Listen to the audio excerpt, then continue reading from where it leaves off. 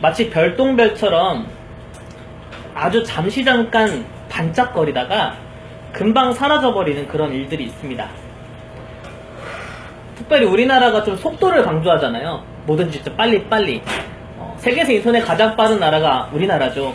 그렇다 보니까 우리나라에서는 이런 일들은 더 비일비재한 것 같아요. 잠깐 반짝거리다가 언제 있었는지도 모르게 금방 사라져버리는, 특별히 우리나라는 좀 패션에도 그렇고 연예계도 그렇고 또 특별히 음식 문화도 그런 것 같아요.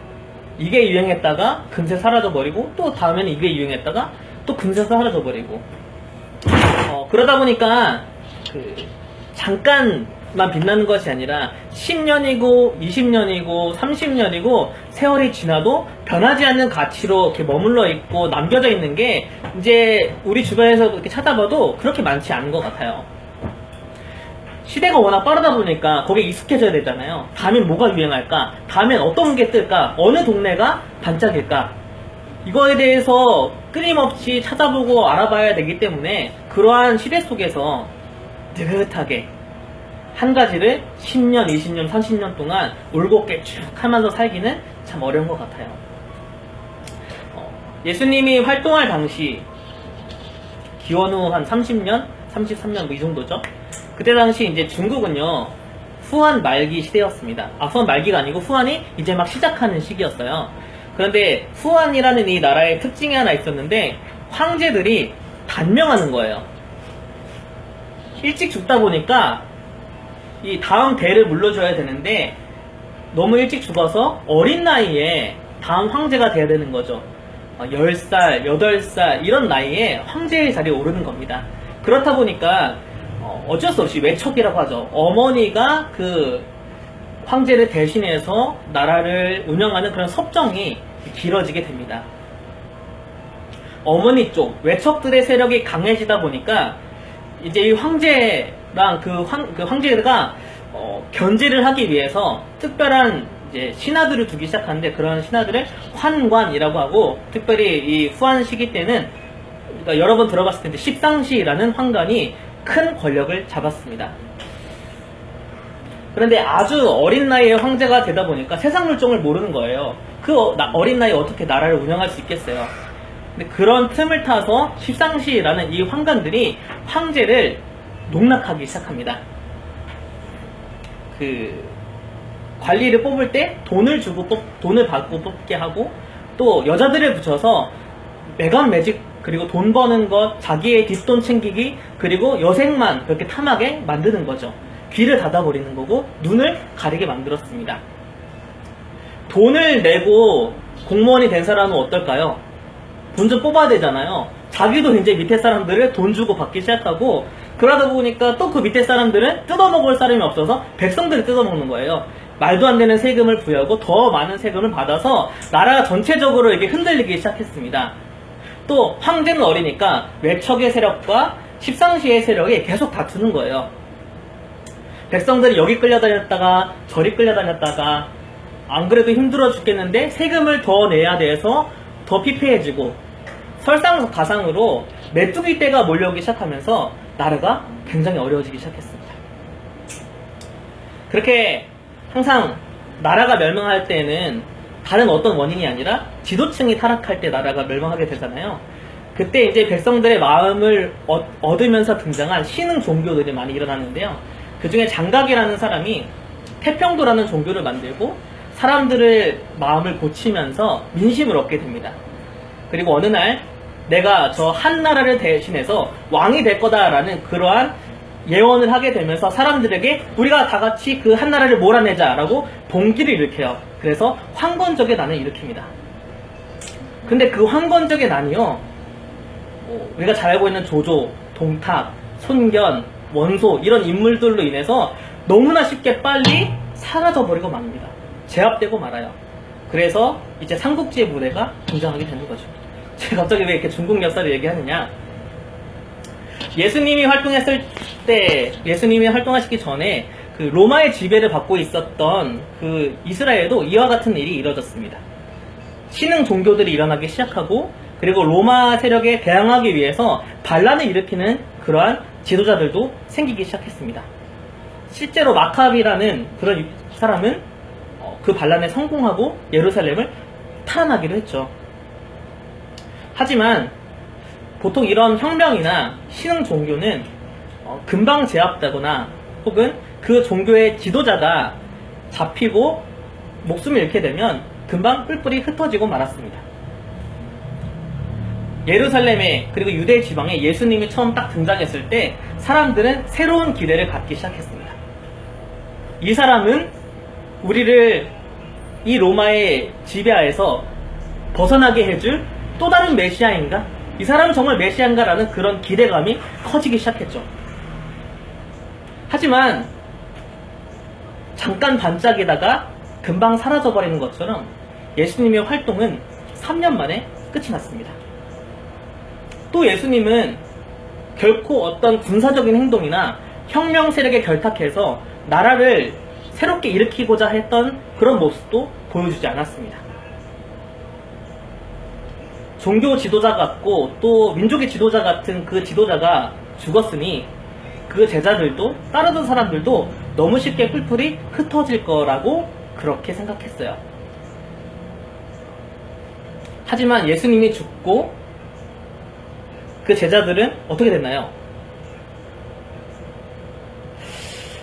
예수님을 죽였던 그 공회 그리고 로마의 총독은 금방 사라져버릴 거라 생각했어요. 그리고 일부 열성적인 사람, 사울과 같은 사람을 이렇게 고용해서 예수님을 믿는 모든 사람들을 다 잡아서 죽이면 이 운동은 금방 끝날 거라 생각했는데 끝을 가져다 줄 줄 알았던 그 사울이라는 사람이 가장 열성적으로 그 끝을 보려고 했던 그 사울이라는 사람이 갑자기 예수 그리스도를 믿더니 오히려 그 공동체를 더 굳건하게 하고 더 발전시키고 더 많은 곳으로 퍼지게 만들어버린 겁니다. 그런 바울이 로마에 도착했습니다. 바울이 로마에 도착했다는 것은 엄청난 의미를 갖고 있습니다. 유대인들 입장에서 그리고 공회의 입장에서는 바울은 절대 살려둘 수 없는 배신자입니다. 그리스도 그 공동체의 끝을 보려고 고용했던 권한을 줬던 사람이 오히려 더 부흥시키고 있으니 당연히 죽어 마땅할 그런 배신자이죠. 하지만 바울은 이제 유대뿐만 아니라 온 지역에 흩어지면서 예수님을 전했습니다. 아마도 유대 땅은 모르겠지만 아시아 지역, 유럽 지역에서는 제자들보다 더 바울이 유명했을지도 모를 것 같아요. 그 그리스도인들에게는 바울이 더 이름이 많이 알려졌을지도 모릅니다.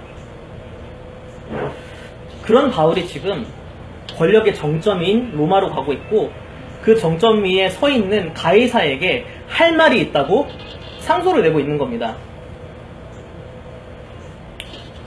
잠깐 반짝이다가 금방 질 거라고 생각했던 그 예수 그리스도 공동체, 그 수장인 바울이 로마에 오자 유대인들은 궁금해졌습니다. 아마 두 가지가 궁금했을 것 같아요. 첫 번째는 도대체 예수 그리스도가 누구길래, 그 가르침이 뭐길래 이렇게 밟아도 결코 쓰러지지 않고 오히려 그 생명력은 계속 불타오를까? 도대체 예수 그리스도의 가르침이 뭐길래 그를 따르는 제자들은 죽음을 무릅쓰고라도 그 가르침을 따르고자, 그 예수 그리스도를 전하고자 이렇게 여기까지 오는 걸까? 그게 너무너무 궁금하다. 이런 첫 번째 궁금증을 갖고 있었고, 두 번째는요, 그럼 바울이 왜 로마 그 가이사한테 왜 상소를 하는 걸까? 그게 궁금했을 겁니다.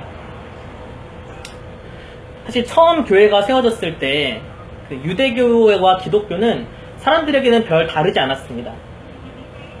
우리도 처음에 가톨릭에서 이제 저희 개신교가 나왔을 때 처음에는 전혀 다른 종교를 안 받다가 이제는 다 다른 종교라고 생각을 하잖아요. 이것처럼 처음에 유대교와 기독교도 그렇게 사람들이 다르게 보지 않았어요. 근데 시간이 지나자 이게 점점점 차이점이 벌어지기 시작했어요. 그래서 사람들도 이걸 구별하기 시작했고, 로마 사람들은요, 로마든 그 유대교에게 줬던 그 혜택을 기독교에는 주지 않았어요. 그 중에 가장 큰 혜택은 유대교는 황제 숭배 그 행사에 참여해서 절을 하는 걸 거부한다 하더라도 어느 정도 인정은 받았지만 기독교인들은 그 유대교의 혜택을 더 이상 받지 못하게 됐어요. 황제 숭배를 거부하면 그 다음 바로 핍박을 받게 된 거죠. 이 예수님을 믿는 사람들은 예루살렘 공회도 무서워하지 않고 그들 말도 따르지 않고 황제 숭배도 거부하고 로마의 그 법을 넘어서는 이런 사람들, 그 대표자인 바울이 무슨 말을 하고 싶어서 가이사를 찾아왔을까? 이게 궁금했을 겁니다. 본론으로 돌아가면요, 오늘 본문 같이 봤던 23절에 보면 유대인들이 날짜를 정하고요, 바울이 머물고 있는 집에 모였습니다. 그리고 바울은 저녁까지 강론을 했는데요, 첫 번째는 하나님의 나라에 대해서 가르쳐 줬습니다. 당시 사람들에게 하나님의 나라, 바실레이아, 이 단어들, 이것은 우리가 생각한 것보다 더 큰 의미를 갖고 있었습니다. 왜냐면요, 예수님을 믿는 제자들은 황제한테 고백하는 큐리오스라는 주님이란 단어를 감히 예수님에게 고백했던 사람들이에요. 황제가 오는 소식을 전하는 에클레시아라는 복음이라는 단어를 예수님이 오시는다라는 이 소식을 전하는 복음이라고, 그렇게 황제가 오는 소식을 예수님이 오는 것에 붙인 사람들이에요. 황제를 찬양하는 노래가 있었어요. 하늘에는 영광, 땅에는 평화다. 이 노래를 예수님에게 붙여서 예수님을 찬양하는 고백을 했던 그런 사람들이에요. 이 하나님의 나라, 바실레이라는 단어도 로마 제국을 뜻하는 단어였는데 이걸 하나님의 나라로 다시 바꿔서 얘기하는 사람들이죠. 지금 그 로마에서 하나님의 나라에 대해서 얘기하고 있어요. 사람들을 귀 기울이죠, 하나님 나라.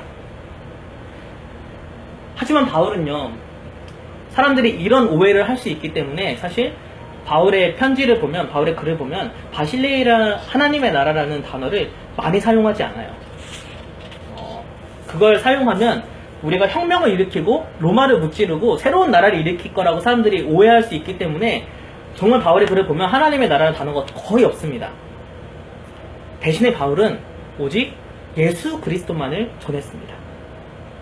오늘 본문에도 보면 하나님의 나라를 증언하고 그리고 나서 모세의 율법과 선지자의 말을 가지고 예수에 대해서 권했다라고 기록합니다.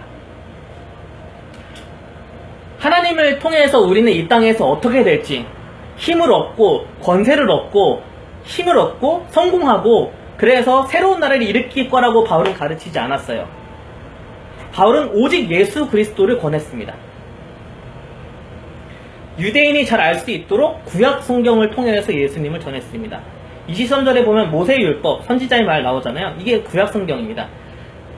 모세의 율법과 선지자 말, 이 구약 성경에서 너희들이 믿는 이 경전에서 하는 그 이야기가 사실은 예수님을 예언한 내용이다. 사실은 예수님에 관한 얘기다라고 그렇게 계속 가르친 거예요. 할 말이 얼마나 많았는지 저녁까지 그 성경을 가지고 예수님을 계속 전하고 또 전했습니다.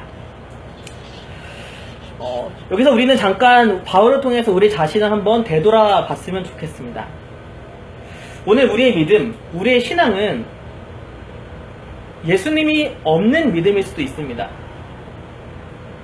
오늘 우리나라의 교회는 예수님이 없는 교회로 서 있을 수도 있습니다.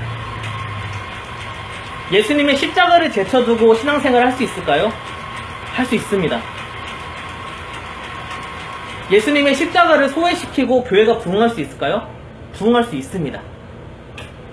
여러분들이 한번 전도를 한다고 생각해 보세요. 우리가 전해야 될 건 예수님의 십자가예요. 주님이 우리를 위해서 죽으시고 부활하셔서 우리 죄를 용서하신 그 십자가를 전해야 되는데, 전도할 때 가장 걸림돌이 되는 게 뭔가요? 십자가입니다. 우리는 죄인입니다. 하나님 앞에서 죄인입니다. 우리 죄를 위해서 2000년 전에 예수 그리스도가 십자가에서 죽으셨고 그것이 나의 죄를 용서하기 위한 것입니다라고 그걸 전하기가 어렵잖아요. 그게 아니라 예수님 믿으면 복 받는다, 하나님 잘 믿으면 성공할 수 있다, 내가 주님을 잘 믿으니까 내 사업도 잘 되고 내 자녀들도 좋은 대학 가고 그러더라, 이런 말 하는 게 더 편하잖아요. 사람들도 그런 말에 더 귀 기울이고요.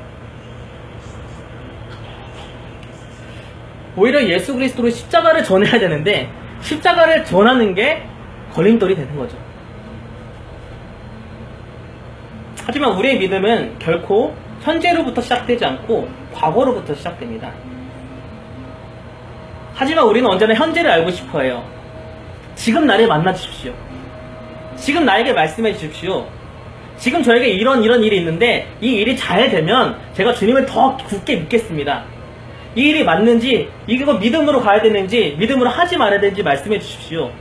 그렇게 자꾸 지금의 일에 중점을 두고 내 믿음을 지키려고 하면요, 그 믿음은 흔들릴 수밖에 없습니다. 안 되면 어떻게 될 거예요?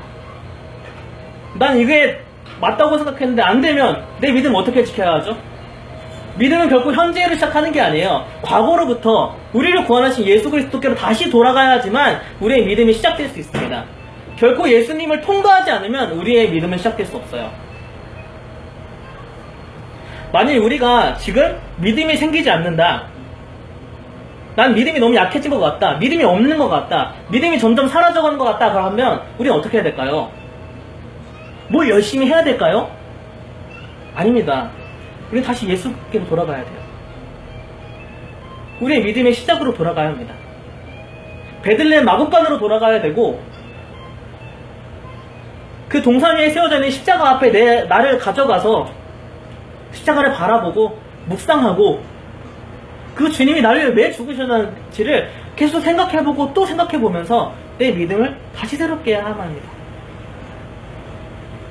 여러분들이 예수님 처음 믿었을 때 한번 생각해보세요.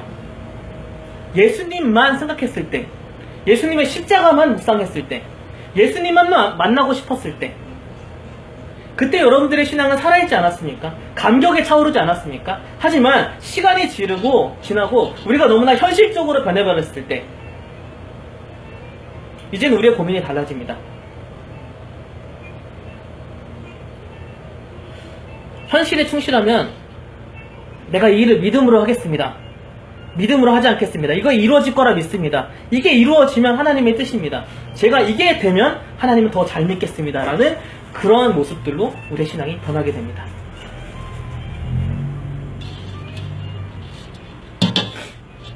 이런 데서 믿음을 찾으려고 하면, 내가 하는 일에서 내 믿음을 찾으려고 하면 우리는 그 믿음을 잃어버리게 됩니다. 믿음은 예수 그리스도를 믿는 것입니다. 자꾸 내가 이걸 하는 걸 통해서 내 믿음을 증명하려고 하지 마십시오. 내가 이렇게 열심히 하고 있으니까 내 믿음은 잘 세워져 있지. 내가 이걸 잘하고 있으니까 내 믿음이 굳건하지. 혹은 내가 이걸 잘 못하고 있으니까 내 믿음이 약해진 것 같다. 이거 가지고 우리의 믿음을 판단하면 안 됩니다. 예수님을 나의 구주라고 믿고 예수님을 나의 주님이라고 마음 다해 믿는다면 해야 될 일은 당연히 하고 하지 말아야 될 일은 당연히 하지 않는 그런 마음이 생깁니다. 억지로나 의무 때문이 아니라 사랑하기 때문에 하고 좋아하기 때문에 하지 않게 되는 것이죠. 큐티하는 것도 마찬가지입니다. 전도하는 것도 마찬가지입니다. 다른 사람을 사랑하고 섬기는 것도 마찬가지입니다. 큐티하고 전도하고 섬기고 이러면 믿음 좋고 그걸 하지 않으면 믿음이 좋지 않다. 그래서 큐티를 의무적으로 하면 내 믿음이 회복될 거라, 전도를 의무적으로 열심히 하면 내 믿음이 회복될 거다 라고 그렇게 생각하지 않아야 합니다. 예수님을 믿으면 그 일이 너무 좋아서 그냥 하게 됩니다. 예수님 믿으면 주님을 사랑하기 때문에 하지 않아야 될 것을 참을 수 있습니다. 믿음은 결코 내 행동으로 뭘 보여주고 증명하는 것이 아닙니다. 믿음은 하나님과 내가 만났을 때 그 만남 속에서 생기는 것입니다. 믿음은 우리가 예수님께 다시 돌아가서 예수님을 만났을 때 그때 다시 시작되는 것입니다. 예수님을 만나지 않고 우리의 믿음이 시작될 수 없습니다. 그러니 우리가 다시 해야 될 일은 예수님께로 돌아가는 것입니다. 바울은 그렇기 때문에 예수님을 권하고 있는 것입니다. 하지만 24절의 말씀을 보면요, 이 말을 듣고도 믿는 사람도 있었지만 믿지 않는 사람도 있었습니다. 우리 주변에도 마찬가지입니다. 예수님을 믿는 사람도 있지만 예수님을 믿지 않는 사람들도 있습니다. 예수님을 믿은 채로 교회에 나온 사람도 있지만 예수님을 믿지 않는 채로 예배를 드리고 있는 사람도 있습니다. 어찌됐건 우리의 목표는 예수님을 믿지 않는 분들에게 예수님을 전하는 것이 우리의 목적 아니겠습니까? 바울은 유대인들에게 복음을 전했지만 안타깝게도 그들은 흩어졌습니다.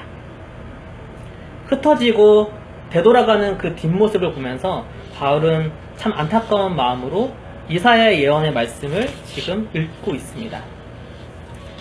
이 백성에게 가서 말하기를 너희가 듣기는 들어도 도무지 깨닫지 못하며 보기는 보아도 도무지 알지 못하는도다. 이 백성들의 마음이 우둔하여져서 그 귀로는 둔하게 듣고 그 눈을 감았으니 이는 눈으로 보고 귀로 듣고 마음으로 깨달아 돌아오면 내가 고쳐줄까 함이라 하였으니. 이 말씀은 이사야가 했던 말씀입니다. 너희가 하나님 앞에 그렇게 바로 서지 않고 있으면 하나님이 너희를 심판할 거다, 너희는 멸망할 거다 라고 그렇게 외쳤지만 아무도 듣지 않는 이스라엘 백성을 향하여서 안타까운 마음으로 했던 그 말씀입니다. 바울은 유대인들의 뒷모습을 보면서 이 말씀이 생각났습니다.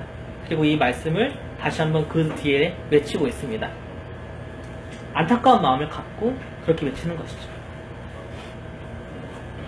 하지만 유대인들이 예수님을 믿지 않는 걸 통해서 바울은 다시 한번 새롭게 깨닫게 됐습니다. 아, 나는 유대인을 위해서가 아니라 이방인을 위해서 부름받은 사도이구나. 28절은 이렇게 기록합니다. 그런즉 하나님의 이 구원이 이방인에게로 보내어진 줄 알라. 그들은 그것을 들으리라. 유대인들은 듣지 않지만 너를 통해서 이방인이 그 복음을 듣게 될 거다 라고 다시 한번 확증하게 된 거죠. 하지만 바울은 알고 있었어요. 자기가 이방인의 사도라는 걸 알고 있었음에도 왜 유대인에게 이 복음을 전하고 있을까요? 왜 또다시 듣지도 않고 깨닫지 못하는 유대인들에게 또 복음을 전하고 있을까요? 동족이니까, 사랑하니까, 안타까우니까, 혹시나 들을까 해서 그렇게 얘기하고 있습니다. 우리도 한번 생각해 봅시다. 사랑하는 사람들, 참 안타까운 사람들, 이 사람이 꼭 주님을 믿었으면 좋겠다 라고 하는 그 사람들을 한번 떠올려 봅시다. 복음을 전해도, 아무리 복음을 전해도 믿는 사람이 있지만 믿지 않는 사람이 있습니다. 그럼 복음을 안 전하면 어떻게 될까요? 씨를 뿌리지 않으면 열매를 맺을 수 없죠. 그렇기 때문에 우리는 복음을 전해야 합니다. 나를 믿고 복음을 전하는 게 아니라 주님이라면 그 사람도 변화시킬 수 있다. 주님을 믿으면서 복음을 전해야 합니다. 예수님만이 우리의 유일한 길이고 주님만이 우리의 유일한 진리고 예수님만이 오직 우리의 유일한 생명이기 때문에 우리는 예수님만을 전해야 합니다. 예수님을 전해야 돼요. 그래서 그 사람이 예수님과의 사이에서 갈등하게 만들어야 하고 고민하게 해야 되고 그 사이에서 믿음이 생기게 해야 합니다. 다른 것을 전하면 우리는 다른 길을 전하는 거예요. 아까 얘기한 것처럼 예수님 믿으면 복 받는다, 잘 된다, 성공한다. 그 말을 우리가 어떻게 책임질 수 있죠? 복 안 받으면, 성공 못하면, 좋은 대학 못 가면 우리가 책임질 수 없는 문제잖아요. 우리는 단지 예수 그리스도만을 전할 뿐입니다. 오늘 바울이 했던 이 말씀을 기억하면서 우리는 이 말씀을 가지고 기도하면서 전했으면 좋겠어요. 눈으로 보고 귀로 듣고 마음으로 깨달아 돌아오면 하나님께서 고쳐주실 거다. 여러분들의 소중한 사람들 한번 떠올려 보십시오. 사랑하는 사람, 안타까운 사람 한번 떠올려 보십시오. 그리고 그 사람을 위해서 함께 기도해 보는 겁니다. 하나님, 그분이 눈으로 보고 귀로 듣고 마음으로 깨달아 하나님께로 돌아가서 고침을 받게 해주십시오. 그렇게 기도하는 것입니다. 누구에게 예수님을 전하고 싶은지 우리가 한번 많이 나눠봤으면 좋겠어요. 왜냐면 그 일은 함께 할 때 더 큰 힘이 되기 때문입니다. 내가 전하지 못한다면 다른 사람이 전할 수 있도록 이렇게 우리 서로 함께 많이 나눴으면 좋겠어요. 우리 교회는 항상 정직하고 올바르게 예수님만을 전하는 그런 교회였으면 좋겠습니다. 잘못된 길로 알려줘서 멸망의 길을 가게 만드는 것이 아니라 좁은 길이라도 걸림돌이라 생각할지 몰라도 예수님의 십자가만을 전해서 생명의 길로 인도하는 우리들이 되었으면 좋겠습니다. 사도행전을 오늘로써 마무리하게 됩니다. 1년 반 정도 사도행전을 쭉 했던 것 같은데 저는 이거 설교를 준비하면서 사실 굉장히 뿌듯하고 자랑스러울 거라 생각했어요. 근데 설교를 마무리하면서 굉장히 무거운 마음으로 사도행전을 마무리하게 되었습니다. 부끄러운 마음으로 사도행전을 마무리했어요. 왜냐면 사도행전의 말씀을 1년 반 동안 같이 나누면서 나는 얼마나 많이 변했나를 돌아보게 된 거죠. 정말 조금이라도 변한 내 모습이 있는가 한번 제 자신을 샅샅이 훑어보니까 너무 부끄럽고 무거운 마음이 들었습니다. 사실 처음 마지막 이 사도행전을 설교를 준비할 때 제 가장 먼저 포커스는 그거였어요. 왜 이 기록이 여기서 끝났을까? 그걸 알고 싶었어요. 묵상을 하고 고민을 하고 공부를 해도 뾰족한 이유가 나오지 않는 거예요. 왜 여기서 이 기록은 마무리가 됐을까? 잘 알지 못했지만 다만 사도행전의 마지막 구절이 저에게도 우리에게도 매우 무겁게 하지만 희망차게 우리의 사명이구나라는 것으로 다가오게 되었습니다. 우리 사도행전의 마지막 구절 31절의 말씀을 함께 읽고 이것이 우리의 사명임을 다시 한번 고백하면서 그렇게 기도했으면 좋겠습니다. 함께 읽어볼까요? 시작! 하나님의 나라를 전파하며 주 예수 그리스도에 관한 모든 것을 담대하게 거침없이 가르치더라. 아멘. 우리가 해야 될 일, 우리가 해야 될 사명도 바로 이것임을 믿습니다. 이 말씀 붙잡고 함께 기도하겠습니다.